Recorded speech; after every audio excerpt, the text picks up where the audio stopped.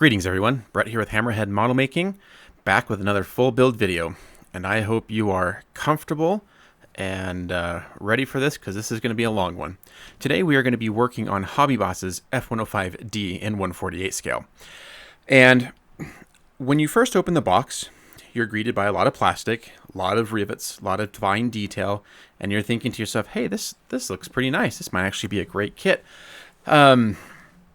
And you will quickly be disappointed. Because that's what happened to me. I'd read reviews on it that said it was pretty good, had a couple of fit issues, but overall was pretty nice, and was an improvement over the monogram kit, which is kind of like the only other kit available. But step one, instruction step one, you build the cockpit, and as you can see here, I'm test fitting the cockpit into the fuselage halves.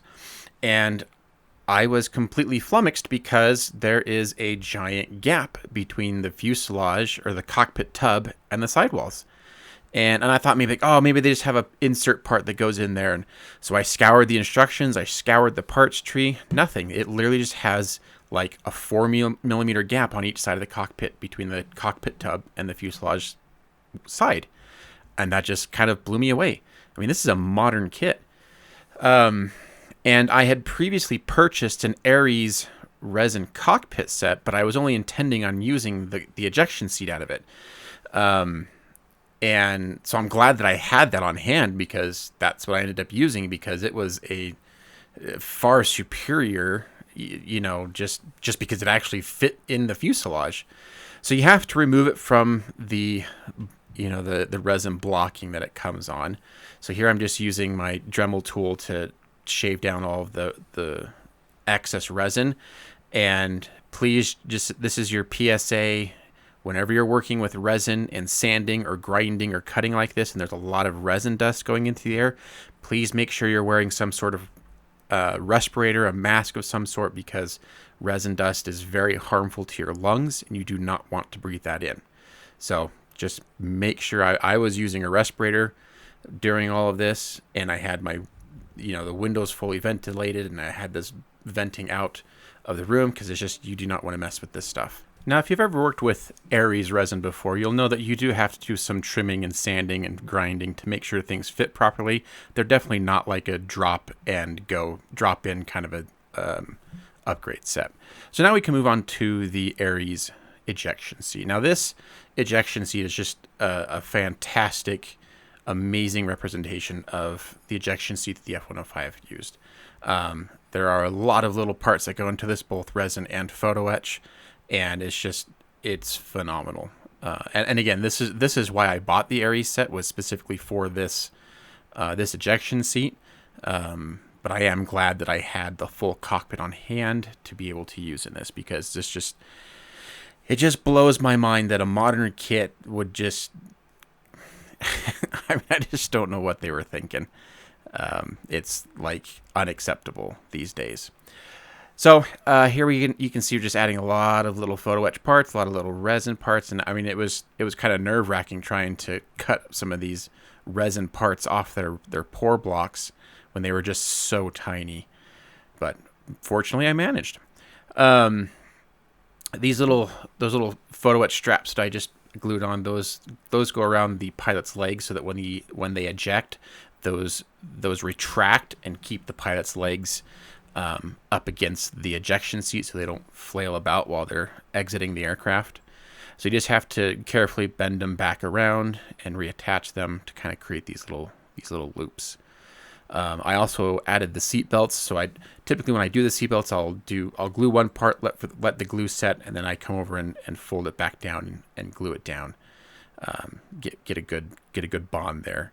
So again, this is all part of the Aries set, and it's just phenomenal. And I was really looking forward to being able to paint this just because it was so detailed, and I really wanted to spend a lot of time painting the cockpit and really making the cockpit look nice. The instrument panel, so you have the resin block and then the photo etch to go over it, and it's pretty good. The instrument panel ended up being too wide to fit inside the cockpit fuselage. I ended up having to remove some of the photo etch and trim it down and make sure it fits better. And then I used a combination of just hand painting and the kit decals to paint it up. I'm not going to go through and show the full painting process of the entire cockpit. I will show you the paint process for the ejection seat, mainly because that's what I was most proud of. But there was a lot of painting that involved in the full cockpit. This is moving on to the nose wheel well, and the photo that you see here is part of an Eduard set. So I did get Eduard photo etch for this, and again, it's one of those things where I got it because it's like, hey, it had some cool parts to spruce up the wheel wells and stuff like that, but there ended up being a lot more in there that I ended up using, and I'm glad that I had it, and I'm glad that I got it, because there was a couple areas where the Hobby Boss kit was lacking, other than the cockpit. And you'll see those further down the road. But here we're just adding a couple of little photo etch parts to the kit parts. In all honesty, the nose wheel wasn't terrible. It was the main landing gear wheel wells which were really kind of sad looking and used a lot of photo etch. The Hobby Boss kit does come with a full engine, full engine and burner can, which is nice. And the kit's actually engineered in a way that you can display it so that you can see the engine. You can actually have the whole back end of the aircraft pulled off, so you can see a bulk of the engine sticking out. And there's a couple of really cool pictures of F-105s in a maintenance phase with the whole tail pulled off, and you can see the engine all exposed. And Hobby Boss did a good job with this engine. From what I can tell, they actually pretty much nailed a lot of the details. It's a rather simple looking engine, so there's not a lot to it. But I think the biggest issue with a Hobby Boss including the engine in this set is that they give zero intake ducting at all. So you can in the background you can see the fuselage halves, and there's that kind of that hole in the side there. That's all you get in terms of the intake, and it just kind of opens up into this cavernous interior that is the aircraft, where you can kind of see the first stage compressor blades there. So again, it's kind of unfortunate that you have this great engine, but you really can't show off the front end of it. So it is what it is, I suppose. So here we're just priming everything. I'm just using the Vallejo surface primer in black, and so I'm basically priming everything that's going to go inside of the fuselage, so that I can work towards getting the fuselage all buttoned up and closed up. So we're just going to go ahead and prime all these parts. Really straightforward. And for the burner area, I really wanted to kind of play around with doing different different elements of the extreme heat that is inside the burner cans and what that does to the inside. I knew you would never actually see any of this. The engine nozzle is rather constricted, and so you'd literally have to be shining a light straight down and looking straight down the exhaust to be able to see any of this. But it was kind of fun just experimenting and practicing, because eventually I have a couple of projects planned where the engine exhaust will be a little bit more visible. So I just want to kind of get some practice in. And here we're just using some pigment powder to add some soot. And I don't normally use pigment powders. I find them messy and hard to control. But in an area like this, where once it's all closed up, nothing's ever going to get in there to mess it up, it wasn't that big of a problem. So here we're just painting the burner can's now been attached to the actual engine. Just painting the exhaust nozzle here. Pretty simple, straightforward. So moving on to the interior stuff, all of the interior components for the cockpit got a coat of light gray. Here you can see that nice sidewall detail from Aries that what the Hobby Boss kit was lacking. In fact, I actually tried to just use the sidewalls and fit it with the plastic part, but there was still a gap, and it just looked awful. So I tried to use the kit part, but ultimately the resin part was just far superior. And looking at my references, it was actually quite more accurate as well, just in terms of not only the dimensions, but just where everything was. Plus, I had a lot of great detail, like on the floor of the cockpit, showing rivets and different metallic plates in there and stuff. So wheel well gets painted interior green. I know I said this before on the Hobby Boss Panther kit, but so the F-105 was designed and built in the mid 50s. And so it was still kind of that holdover period where they were transitioning from a lot of the way they were doing stuff in World War II to what we would consider more modern things, like using white in the wheel wells instead of, you know, a metallic or a primer color. So the F-105s, despite, you know, their use in the 60s and 70s during the Vietnam War, they still retained a lot of that older generation paintwork, at least on the inside. So it was kind of fun painting that interior green in the wheel wells. Now we're just working on detail painting the ejection seat. And again, this was fun. There's a lot of colors to be able to use in here. Sometimes the more modern ejection seats where they're just, you know, just black with a cushion, kind of boring. These older ones just had a lot more busyness about them. It was fun to paint.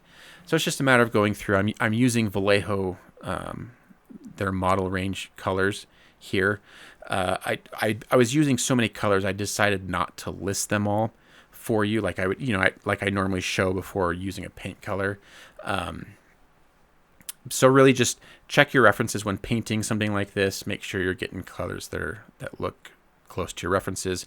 And in reality, there were so many variations of what these looked like. You really could get away with just about anything. So a lot of fun detail. Oh, the other thing I like about these earlier ejection seats were the red headrest. Again, it's just, I like having these pops of color in the cockpit as opposed to the more modern ones. I think it just adds a little bit more visual interest, especially when you know, if you're going to have the cockpit open. I think it's just more things to look at and more things to draw your eye. They got these little armrests that also get red, and then you have the ejection handles, which has kind of the classic yellow and black stripes. So we first base coat with our yellow, and make sure we get the whole handle. And now these were separate resin parts. These little handles, they were just tiny. And upon looking back now, I kind of wish I had left them off and painted them separately. It just would have been a little bit easier. But anyways, so while the yellow is drying, we'll go ahead and paint the shoulder harnesses here. So this is just getting painted with a light gray and using a small brush. And what might be somewhat counterintuitive when painting small details like this is you actually want your paint relatively thin. It just helps flow better from the brush to whatever you're painting, as opposed to a thicker paint, which you kind of have to, at least when you're doing something small like this, you kind of have to force it on if the paint's thicker. So just a little tip, I like to thin my brush paint a little bit so that it has, I mean, I'm not like super thin, definitely not like what you would use in an airbrush, but thin enough that it flows well. So here we're just painting the little hazard stripes on the ejection handles, and just with a tiny brush, and just gotta be patient and take your time and practice doing it. So now we're gonna go ahead and give everything a nice gloss coat so that we can move on to the weathering stage of the interior. So everything that we've already painted so far, minus the engine stuff, we'll get a gloss coat, and you want to make sure this is nice and solid on there, so that you have the most control over the next step, or the next steps, I should say, in terms of weathering and kind of moving forward there. So here we are using a MIG enamel wash. This is the dark brown for green vehicles color that I typically use. We're just going to kind of give a liberal coating over everything. Once it dries, we can start wiping it away. So this will give us a kind of a good grimy look to everything. This particular aircraft was combat used, and it would have accumulated wear and tear and dirt and grime. And despite the best efforts of the maintenance crews. So with that all done, we can set aside a lot of the interior stuff, and this is actually the gun, the 20 millimeter Gatling gun installed in the aircraft. Hobby Boss does give you the option of displaying the gun bay open or closed, and This is another area where I was very grateful to have the Eduard photo etch set, because it gives you a lot of details in here that the actual HobbyBot kit is lacking. The actual gun itself built up is quite nice. Where it's lacking in detail is the actual bay itself. It's very plain, and it just doesn't look quite right. So we're gonna make some modifications here. And in addition to all of the aftermarket stuff I got for this kit, I also ended up doing a lot of scratch building on this kit as well to enhance the aftermarket and to kind of help cover the areas that the photo etch or other aftermarket areas don't provide for. So here what I was doing was just drilling certain holes in order to create the illusion that these panels are a lot thinner than they actually are. So there's some level of, you can actually see through into the interior of the aircraft, just like on the real thing. But these little photo etch panels offer a lot of like rivet detail and very fine detail that the kit doesn't have. Here's some more photo etch going in where you can see those, lines of rivets in there. Look very nice under a coat of paint. Here's again more photo etch going in. So this was very nice to have. If I didn't have the Eduard photo etch, I probably wouldn't have displayed this area open. I just don't think it would have looked very nice. So there are a few more little details that we're going to add to the actual gun itself. So you have the gun mechanism, and then you have this motor sitting above it that actually rotates the barrels. So the Eduard photo etch set actually provides you those super tiny little gears, which was kind of fun to add on. Here we're just adding some details with plastic card. The other detail that I had to scratch build is the gun exhaust vent. So interestingly, this has a vent port that vents out to the opposite side of the fuselage. So I had to build this little vent here that sits inside, and kind of a neat, fun little thing to scratch build. So here we're going to go ahead and give everything a coat of primer to seal in that photo etch and prep it for painting. This area will also be painted interior green, like the wheel wells. So it'll be kind of fun to have this open against the the tritone camouflage from that era. The gun gets painted and installed, and I think it looks pretty convincing. With all of the extra aftermarket stuff going on. Here's that little vent piece that goes in. It's kind of a tight little area, but again, it's got this like brownish orange color to it, which really adds a little splash of color.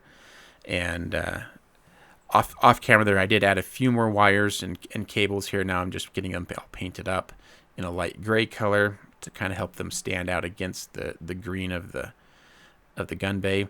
I did do a wash and some weathering in here and some paint chipping as well.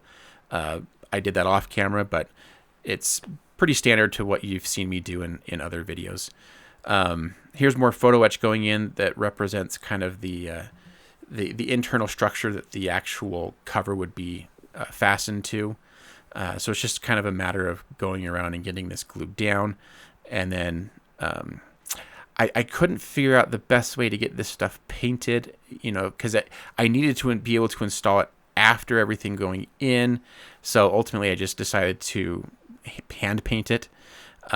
So I did a clear primer coat over it and then painted it with a couple layers of interior green. You also get the option of having the refueling probe open. This is another area where it's really lacking in a lot of detail, and unfortunately the Eduard photo etch set really didn't offer much by way of additional detail there, so I decided just to close it up. But it's meant to be displayed open, so you need to add some structure in the backside to help support it. So this is what I was talking about earlier about the engine, where the back half of the aircraft can be displayed off, so that the aft end of the aircraft is a separate part, and it's literally just a butt joint. You're just supposed to glue two ends of plastic together. So you can see I added a bunch of plastic in there to reinforce it because it was going to need it. So here we can install the the nose landing gear. Unfortunately, the way it's designed, you have to install the strut into the wheel well before you put it in the fuselage.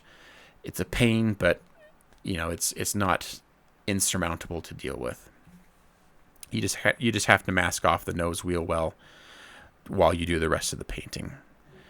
So we can start getting everything installed at this point, and for the most part, these parts all fit well, and they went in as they should. You can see there's big positive joints there for the engine to slot into the fuselage halves. So this all was pretty good, and if you were using the kit cockpit, it would also, I'm going to say it fits well in the fact that it goes where it's supposed to. It just doesn't look great. So, before we close up the fuselage halves, it is essential to put nose weight in this aircraft. It is very tail heavy. There is a lot of plastic at the back end of the aircraft. So you need a lot of nose weight, and I apologize. I didn't actually measure out how much I was putting in here, but it was a significant amount. And so it definitely requires it add a lot, just as much nose weight as you can fit, basically, just to be sure. And at first I was concerned because the main landing gear struts are quite delicate, and I was concerned by if I was adding all this weight that it was going to cause a problem on those. And I believe that there are aftermarket white metal landing gear sets you can get for this, and that might be one to consider. But if you're careful with the main landing gear, they actually won't give you too much problem. They have a pretty positive connection point to the wings, so it's usable. So we got the fuselage halves together, and I went ahead and sanded and filled in the seam lines. You can see here I had to use a little bit of putty. The overall fit wasn't terrible, but I wanted to make sure I was getting rid of any seam line whatsoever. So now we can go ahead and kind of rescribe a lot of our panel lines that we sanded out. And we'll also have to add back in the rivets as well that were there. Like I mentioned at the beginning, there is a lot of rivets on this kit. That may not be your thing. I know some people don't necessarily care for the overabundance of rivets on Hobby Boss kits. I don't know why I keep wanting to say Hasegawa. It's not a Hasegawa kit. But I like the rivets. I like the surface detail. I think it adds a lot of visual interest to the model. So, to each their own. Here we're just adding another little bit of photo etch to the actual gun port opening. Just kind of helps enhance some detail. The way that the instructions would have you build the tail halves is they would actually have you put one half, the little U-shaped things that the tail is slotting into there, those were actually full circles, and you would put one half of the tail onto the fuselage and then basically sandwich the entire fuselage between the two halves of the tail surface. And that was just like, that wasn't cool. So I ended up cutting the little circular parts that it fits into so that I could slot the tail in afterwards, and that was much easier to do. So I would recommend that. Some photo etch detail going into, or on the back side of the intakes.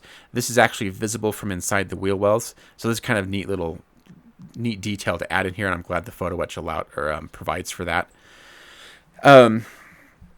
What I'm doing here is there's two strengthening strips added to the F-105 belly. So this portion of the bottom of the aircraft is actually a bomb bay. It had an internal bomb bay that it would use to carry a nuclear weapon. But in the Vietnam War, they didn't use the internal bomb bay, and they would actually put a pylon there underneath the fuselage. But in order to carry the weapons that it needed to, they had to strengthen that part of the fuselage. So that's what those plastic straps were, just the strengthening plates they would put on there.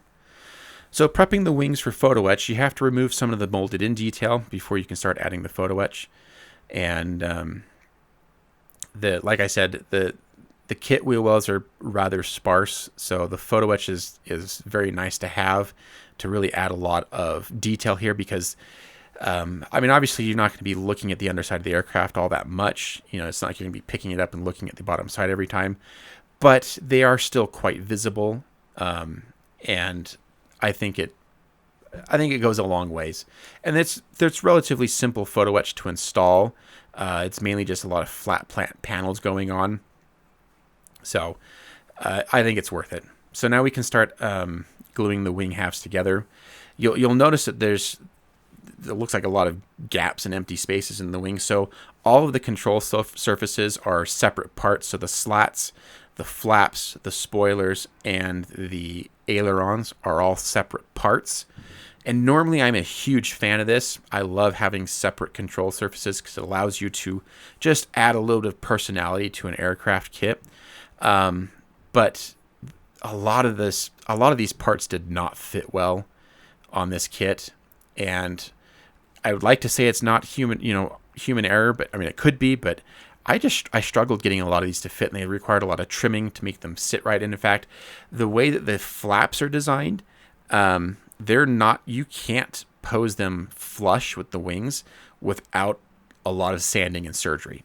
They are meant to be posed in the down position. And as much as I like options, that seems kind of like an interesting choice to me. But we already know they made some interesting choices on this kit. So there's still a few more parts smaller parts that we need to add in here. I also added a little bit of wires and cabling on my own. So here you can see I'm adding the spoilers. And again, I just struggled to get these to sit down flush. And a few of them are kind of wonky, but I kind of chalk that up to just kind of the nature of how military aircraft are. A little bit of unevenness in some of the things they do, and I can live with it. So I got the aileron installed, we got the wingtip installed, and now we got the slat installed. And the join from the wing to the fuselage is not great. This required a lot of trimming and sanding to get it to sit flush up against the fuselage. So just to be aware of that if you decide to build this kit. And the horizontal stabilizers as well. The connection's really, that pin that goes into the fuselage is really small. And I broke these off a couple times during the build process. So just be aware that connection point is rather small. These little vents on the side of the fuselage, I understand that they're not, their shape is really inaccurate. I couldn't necessarily, to my eye, I couldn't tell the difference, but I know some people out there have complained about it, so just be aware of that as well.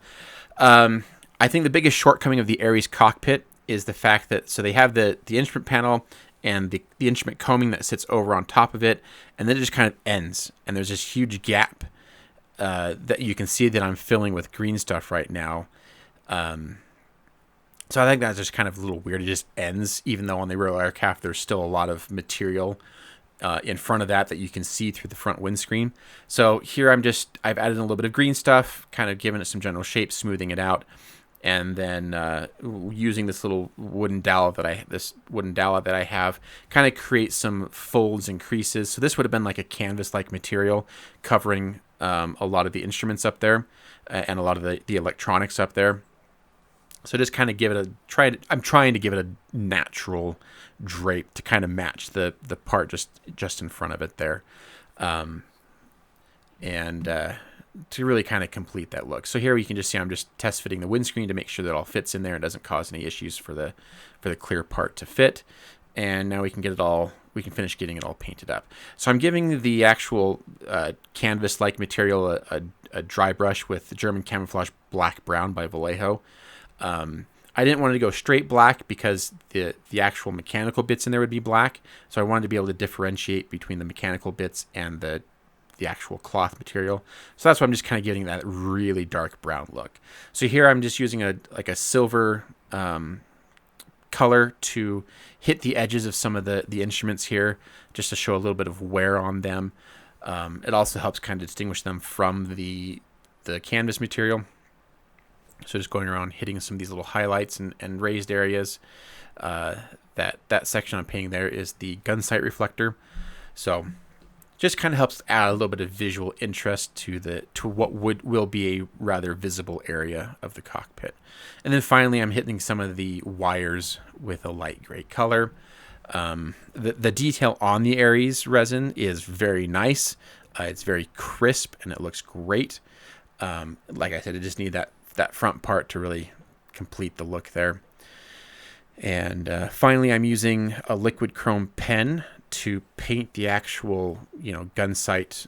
I don't know what you would call that actually, projector part. Give it a nice chrome finish there.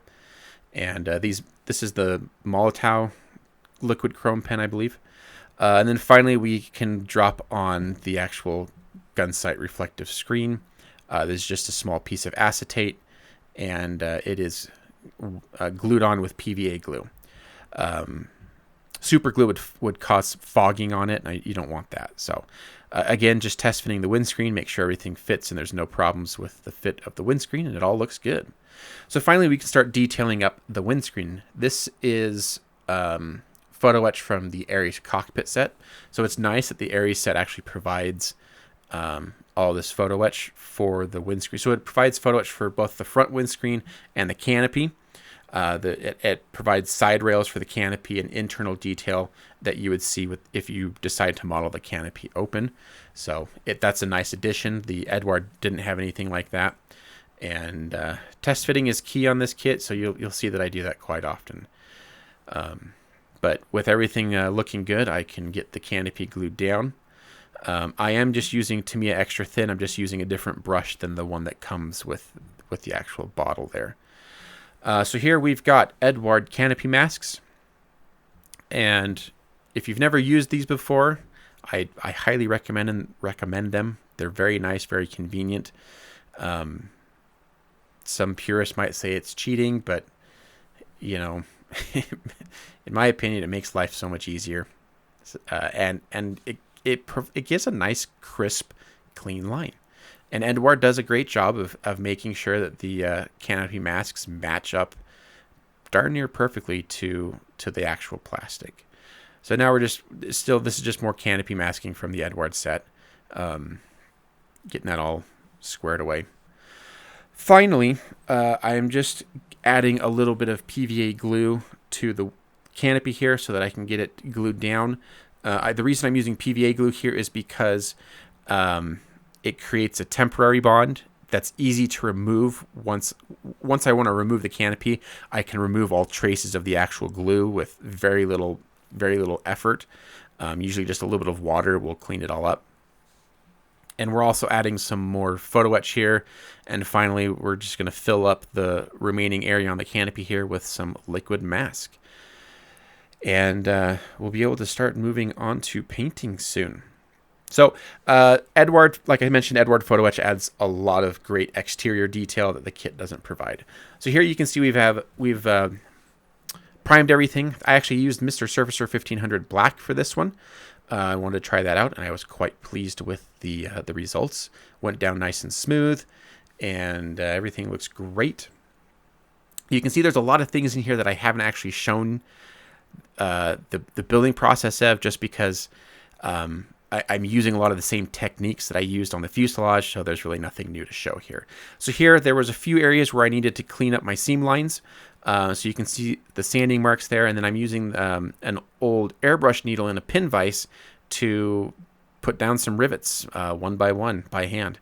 I find this a little bit easier when doing small, tight areas like this than using like a riveting wheel. It just gives me a little bit more control.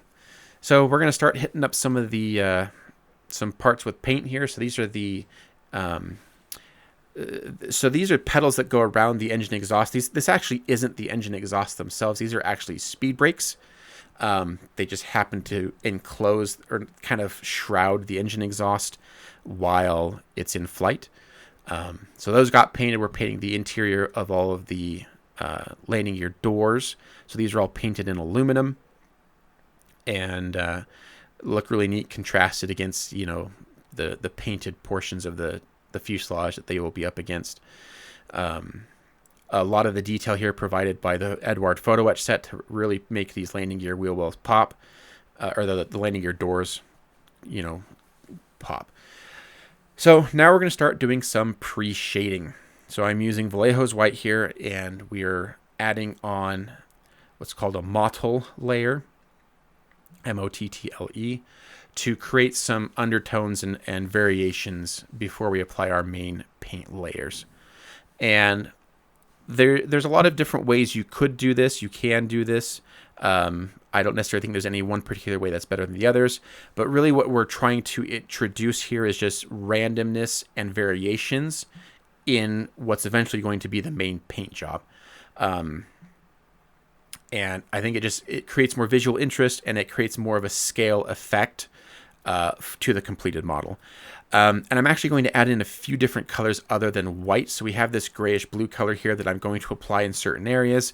And really this is just kind of, I don't want to say random, because humans are really terrible at being random, but just trying to pick out different panels with a slight variation.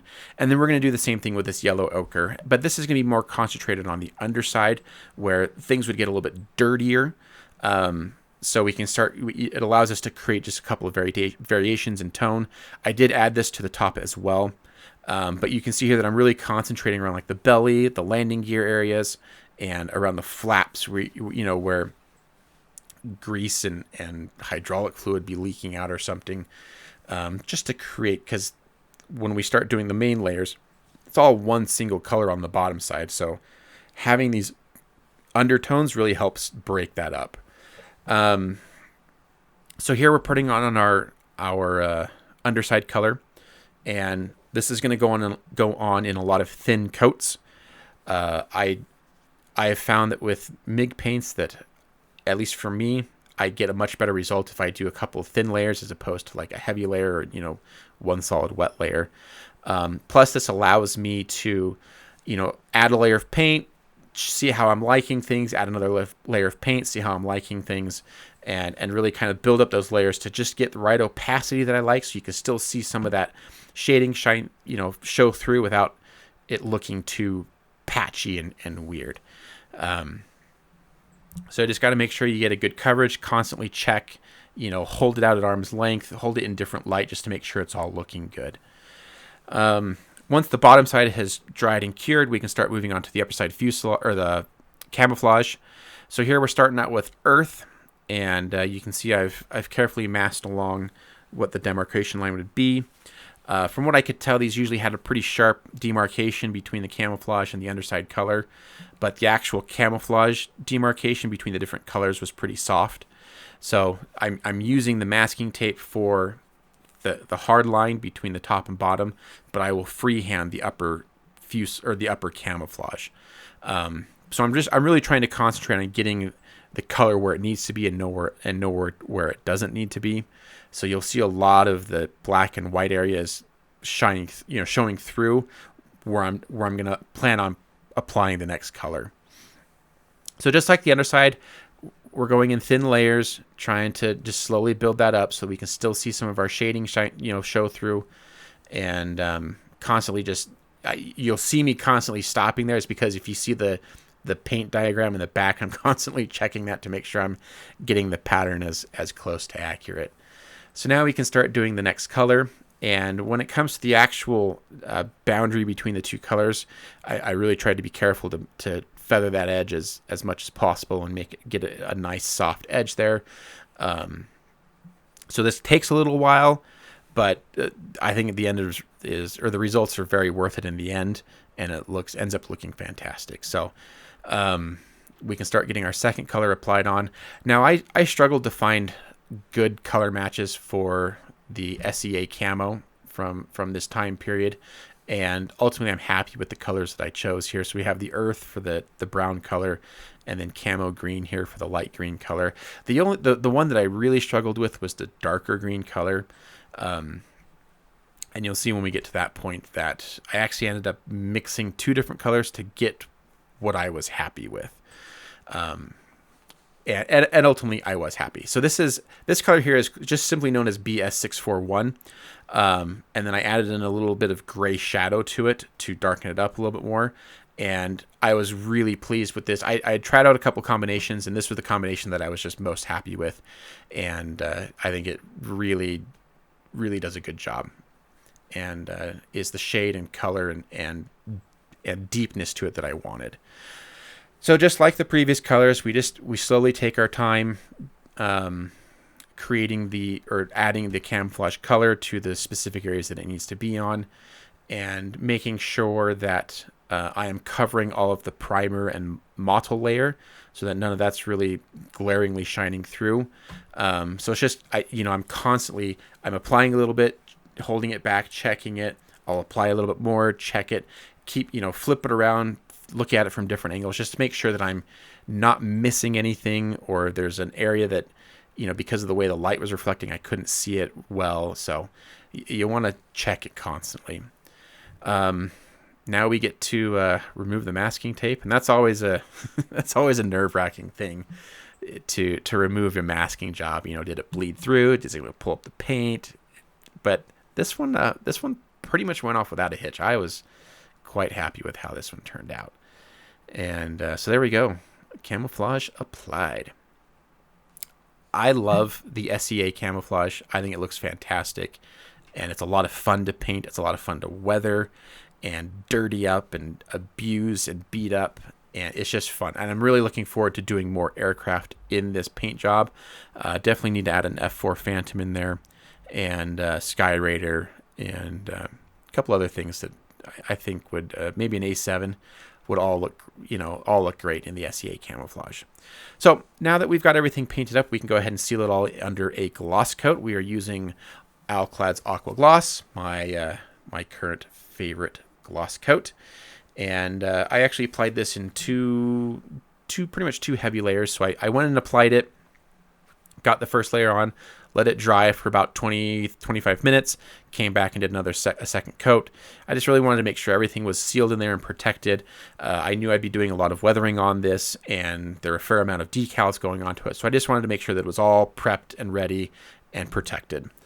So here's the final result, all gloss coated up, looking good.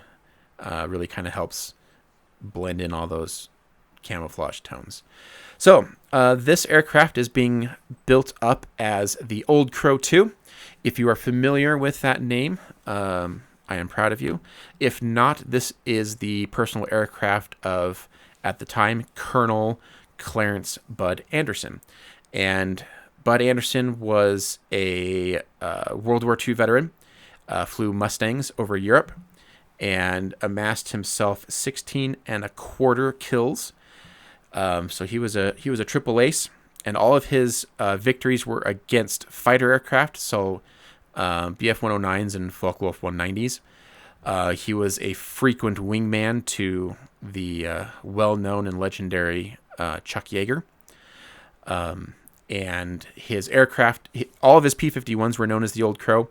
So obviously this is the Old Crow 2, which makes sense. And that symbol at the bottom of the aircraft with the kind of the penguin and whatever, that is actually the emblem of the Old Crow gin that he enjoyed, and the namesake of the aircraft. So it's kind of, not only does he have the name Old Crow on there, but he's got the Old Crow gin emblem on there as well. So kind of a neat little history to that. Fun fact: Bud Anderson is the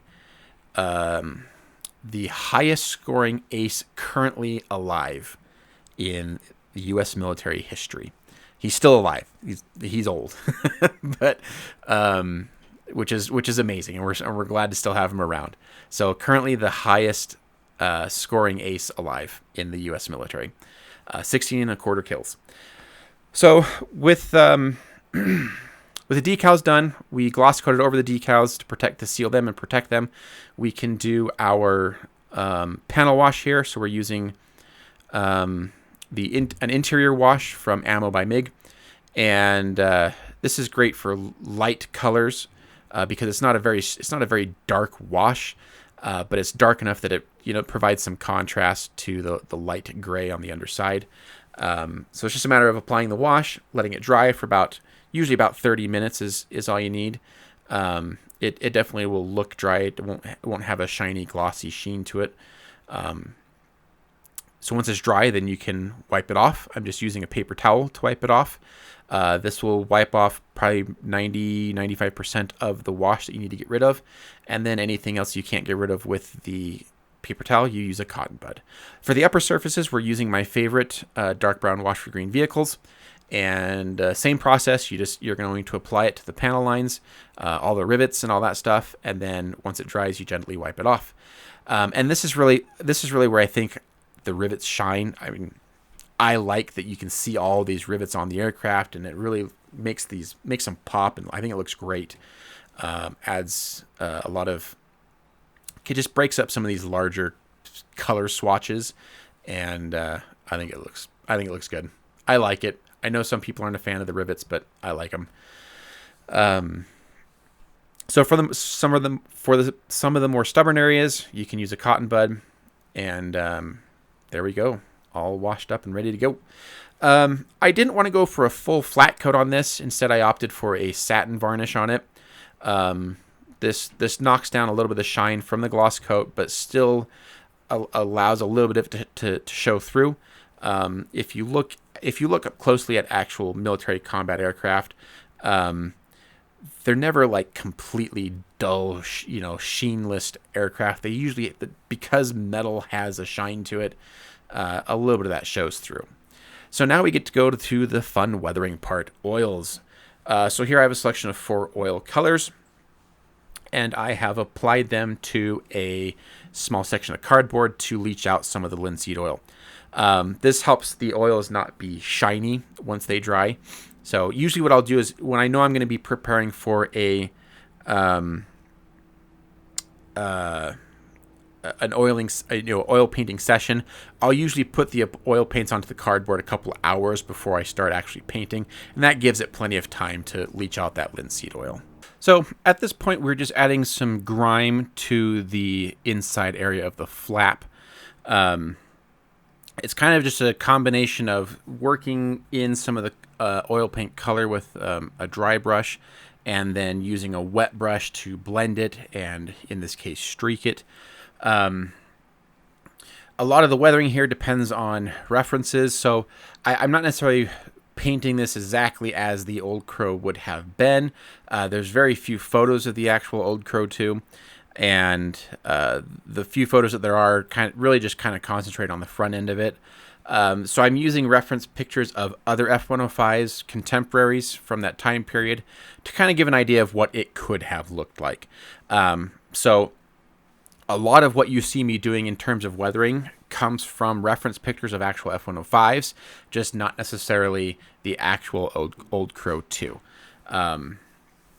But I think we can, within the realm of reality, say that Old Crow 2 could have looked like this at some point in its career. So that's what I'm going with. And one of the areas of the weathering that I was really excited to tackle was the underside of the engine area. There was a couple of photos that I saw of F-105s where this area was just absolutely filthy. And I was really excited to try that out. So what I ended up doing is I wetted the whole area with thinner. And right now I'm just kind of stippling in some of that ochre brown color. Just trying to kind of get it everywhere. I'm not necessarily concerned about what it looks like. It's more about just getting the paint on there. And then with a clean brush, I am now kind of dabbing it and blending it into the thinner that I had already applied. This will kind of help diffuse that paint out a little bit and blend it out. And I'm going to end up repeating this process probably about 5 times to build up the saturation and the color.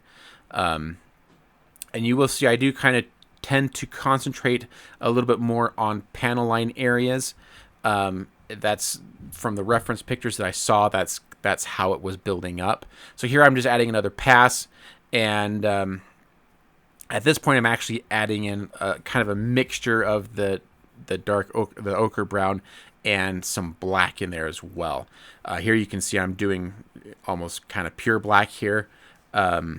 This is really just to help deepen and darken and really push the tonality of these colors.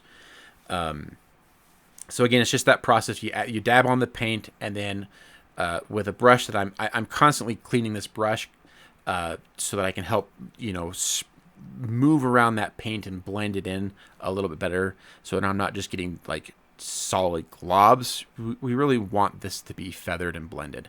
So it's just a process of going back and forth between the brushes and getting the correct amount of thinner on there to really kind of blend it without removing it. It takes time, it takes practice, but totally worth it in the end. I think the effect is great, and I think it looks great. So like I said, it's just a matter of working it, getting it in there. Take your time. And the great thing about working with oils over a gloss coat is if you don't like how it's looking, you wipe it away. You get a brush loaded with thinner, and it just wipes off. So now I've allowed it to dry a little bit, and I'm going with a dry brush to kind of finish blending in some of these splotches. This will help feather it out and kind of soften some of these, sharper splotches of color. But at this point, I'm really pleased with how filthy this thing is looking, how dirty it is. All of the engine oil and fuel and everything would have accumulated on the bottom side of this aircraft, would have leaked out through the panels. Ground crew would have been in there accessing it, pulling panels off to inspect and repair, and it just got dirty. Finally, I'm just gonna add in a little bit more black just to push the saturation here, and blend this in. Really, I think you got to check your references, obviously. I did see quite a few images of F-105s where the upper side of the engine area was filthy as well. I didn't push the upper side as nearly as much as I did the bottom side. I still wanted to be relatively, I'm not clean, but not filthy on top. It was fun to get the bottom side done. So with the oils done, we can kind of move on to kind of wrapping this kit up. And this is really kind of the detail phase now. So we can remove the canopy. Like I said, I used that PVA glue to glue the canopy down. And it's really easy to clean up. And there's a few places that I just need to, get in there with a brush and hand paint to kind of complete the look of this area. That was just, I didn't do it previous to painting everything, just because I knew that I would have to have the canopy on there, and the paint would cause issues, and I wanted to make sure I could paint this area perfectly one time. So now we can add the remaining cockpit details. So here the control stick is going in, and then we'll get this positioned correctly. I left it off, I didn't want it rattling around in there for when I just felt safer doing that during the main construction and painting process. But now that we're at the end, we can start adding these parts in. So this is the ejection seat rail. It is a separate component, and then finally we have the ejection seat. You can see I did add a remove before flight tag in there. That is a photo etch component. Kind of just helps add some cool visual interest to the aircraft, to the cockpit. So once we get that in there all glued in, we're going to do a little bit of paint chipping. So there was a removable ladder that the pilot would use to enter the vehicle. One of the things that I didn't realize before building this thing was that F-105s are really tall, and it was a large ladder that you would need to climb up into this thing. And so it would cause wear and scratches and damage to the exterior of the aircraft. Getting the main landing gear attached.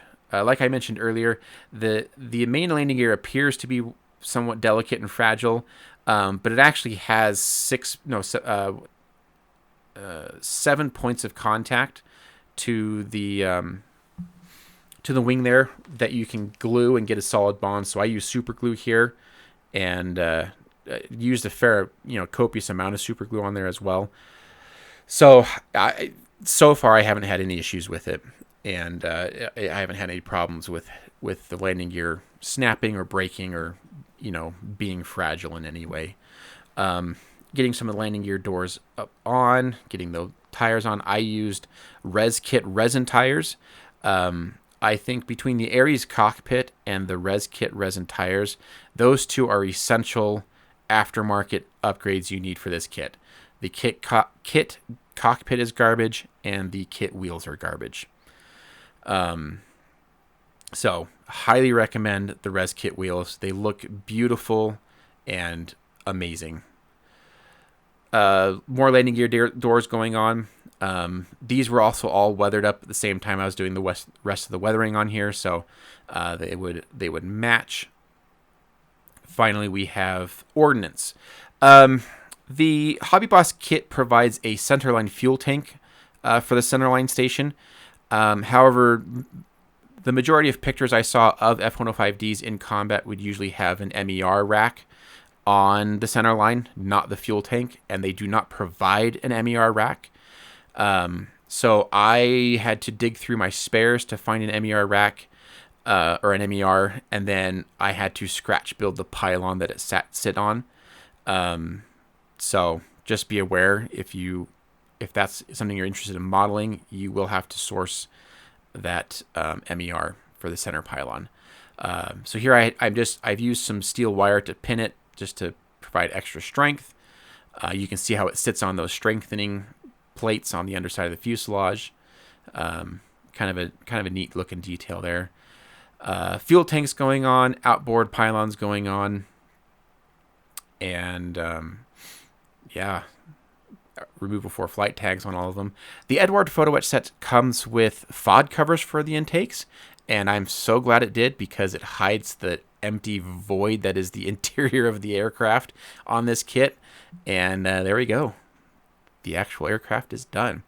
But I can hear you saying, wait, your thumbnail showed a lot more.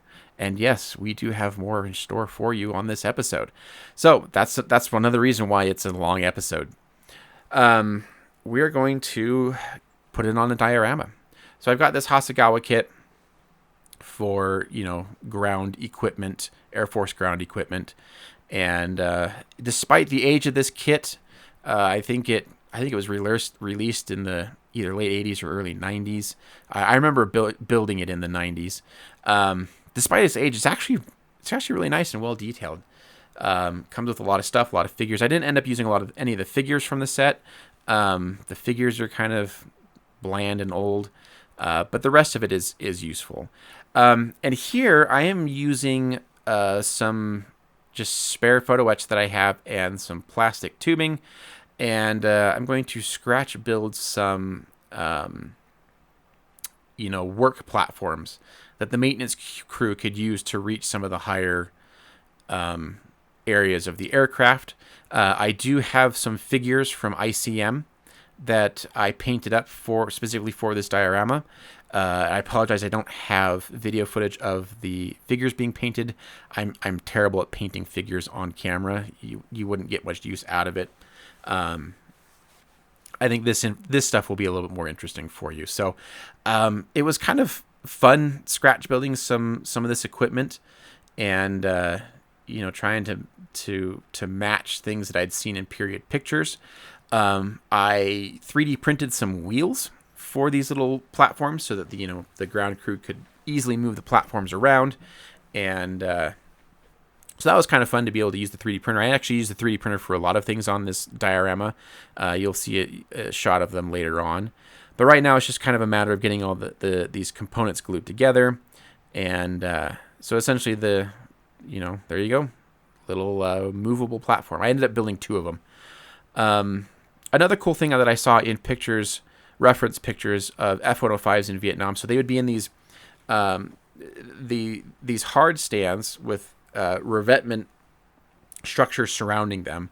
And in a lot of the pictures, both for F4s and F-105s, off to the side, they would usually have spare drop tanks just kind of sitting off to the side. So I decided, hey, the kit comes with a centerline drop tank. Let's make some use for it. So I built a little stand for it to sit on. And I searched high and low for some aftermarket revetment structure. And I couldn't really find anything. So I decided to make my own. And basically, I just used C-channel strip layered on top of evergreen styrene sheet to create that corrugated look. And then here I'm just using strips of styrene to create the vertical bands that would connect them all the component parts together. And there we go, homemade revetment. Pretty simple. I think I spent about $10 in material to make this, and it had enough left over that I could probably make another 3 feet. So here's all the components going into the diorama. Everything in the foreground is all 3D printed. So it was nice to be able to have the ability to do that and to add a lot of small details to this diorama.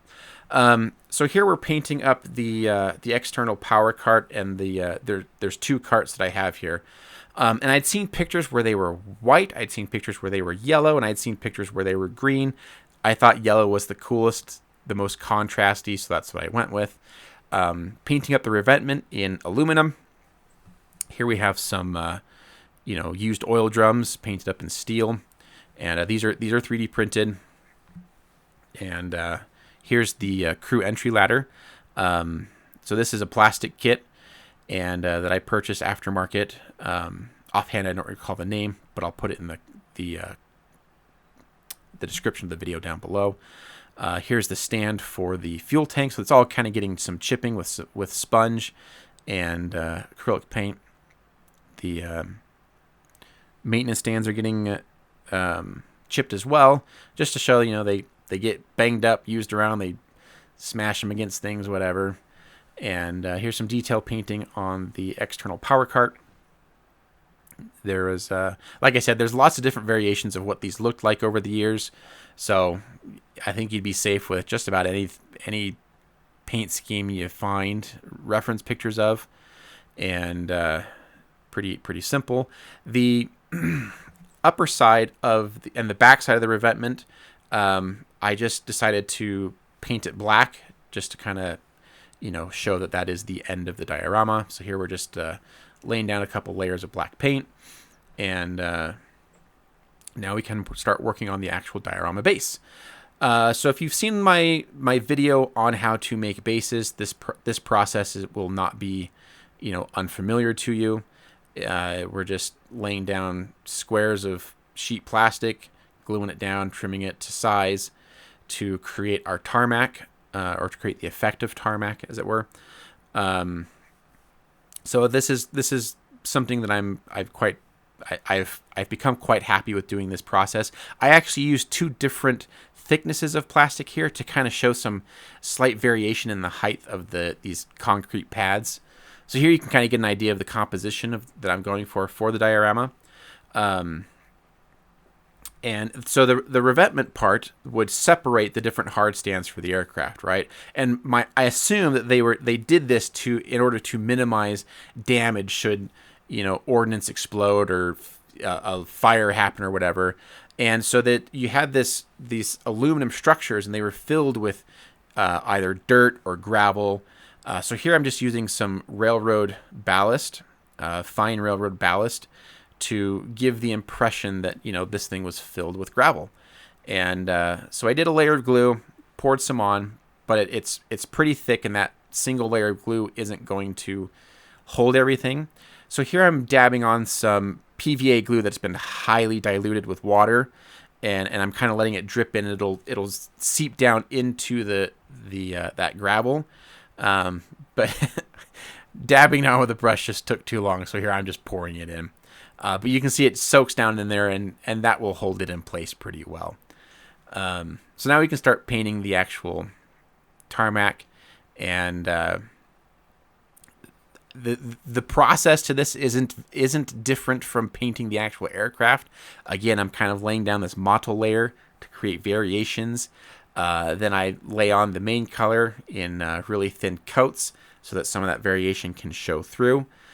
So here you can see it built up a little bit more, and a lot of the color pictures that I saw from the Vietnam hard stands really had this tannish, brownish color to it.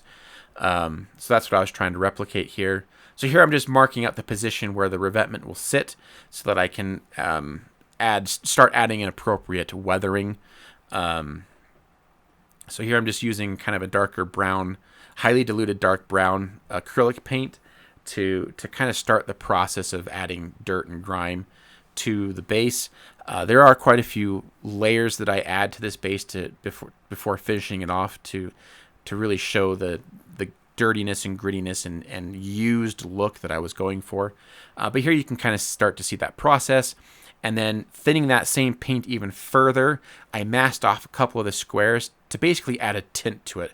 So I'm laying this down. It's like 90% thinner, 10% paint. But you can see here how it just slightly tints that square, so it's just a slight shade darker than the surrounding stuff. It just helps create some variation and kind of a neat effect. So now we can paint the center line.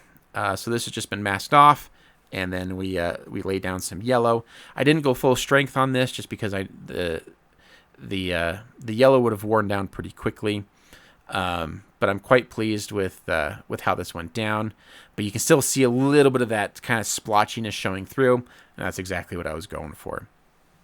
So now we are adding in some of our MIG wash, the dark brown wash for green vehicles, kind of along the panel lines here. Like I said, I kind of treat this almost like an airplane in terms of the painting process. So this, I consider this your panel wash.